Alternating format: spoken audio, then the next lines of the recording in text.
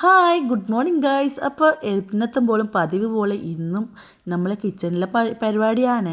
അപ്പോൾ ആദ്യം തന്നെ എണീച്ചു മക്കളെ മദ്രസ കൊണ്ട് വിട്ടിട്ടാണ് വന്നിട്ട് ജനലൊക്കെ തുറന്നാലേ ഭയങ്കര തണുപ്പാണ്. എന്ത് തണുപ്പല്ലേ! നിങ്ങളെല്ലായിടത്തും ഇതേ ഇരിക്കുമല്ലേ?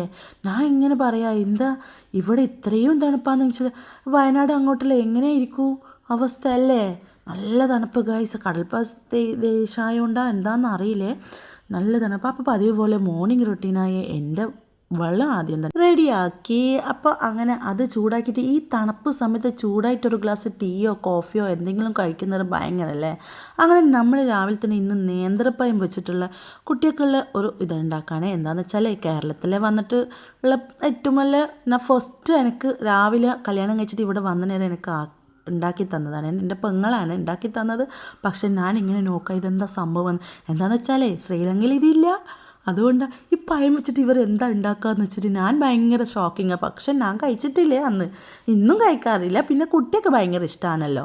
അങ്ങനെ കായ് മുട്ടയും റെഡിയാക്കാമെന്ന് വെച്ചു. അപ്പോൾ അതിൻ്റെ മുമ്പ് നമ്മളെ ചാർജ് ചെയ്യൽ നിർബന്ധമാണല്ലോ. ഞാൻ എന്നെ ചാർജ് ചെയ്തു. അതിൻ്റെ ശേഷം അതൊക്കെ വാട്ടാൻ വെച്ചു. അപ്പോൾ ഇന്ന് രാവിലെ മോർണിംഗ് ബ്രേക്ക്ഫാസ്റ്റ് എന്താണെന്ന് വെച്ചാലേ ഗോതമ്പ് പുട്ടാണ്. അപ്പോൾ ഇവിടെ എല്ലാവർക്കും ഇഷ്ടമാണ്, എനിക്കും ഇഷ്ടമാണ്. പക്ഷേ ഇത് കറിയൊന്നും ഇഷ്ടമല്ല.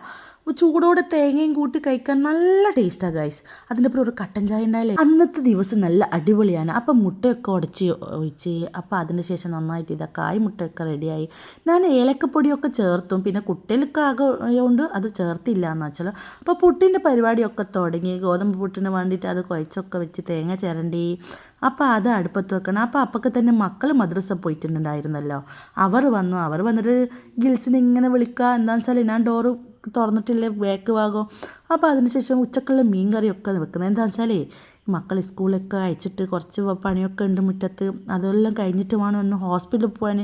ഒരു 2 ആഴ്ചയായി ഗൈസ് നല്ല ജലദോഷം പിടിച്ചിട്ട്. അപ്പോൾ അതുകൊണ്ട് ഞാൻ ഡോക്ടറെ അടുത്ത് പോകാൻ വേണ്ടിയിട്ട് അപ്പോൾ രാവിലെ തന്നെ കറിയൊക്കെ വെക്കാമെന്ന് വെച്ചാൽ നമുക്ക് ഇന്ന് നമ്മളെ സ്വന്തം ലൈലയായ അയിലയാണ് കിട്ടിയത്. നമ്മൾ ലൈലാണല്ലോ, അയില കയറാത്ത വീട് കുറവേ ഇരിക്കും അല്ലേ കേരളത്തിലെ. അങ്ങനെ മീൻ കറി വെച്ചു. അതിൻ്റെ വേണ്ട കറിവേപ്പിലിട്ട് അത് തിളച്ചുകൊണ്ട് നിൽക്കുന്നുണ്ട്. അപ്പോൾ ഇത് കറിയൊക്കെ റെഡിയായി ഗൈസ്. അപ്പോൾ അടുത്തില്ലേ കുട്ടികളൊക്കെ ഫുഡെല്ലാം കഴിച്ച് സ്കൂളിൽ പോയി. അങ്ങനെ ഐസലിൻ്റെ വണ്ടി വന്നു, ഐസലിനെ കൊണ്ടാക്കി. അപ്പോൾ വീഡിയോ ഇഷ്ടപ്പെട്ട സബ്സ്ക്രൈബ് ബെൽ ബട്ടൺ ക്ലിക്ക് ചെയ്യണേ. ബൈ.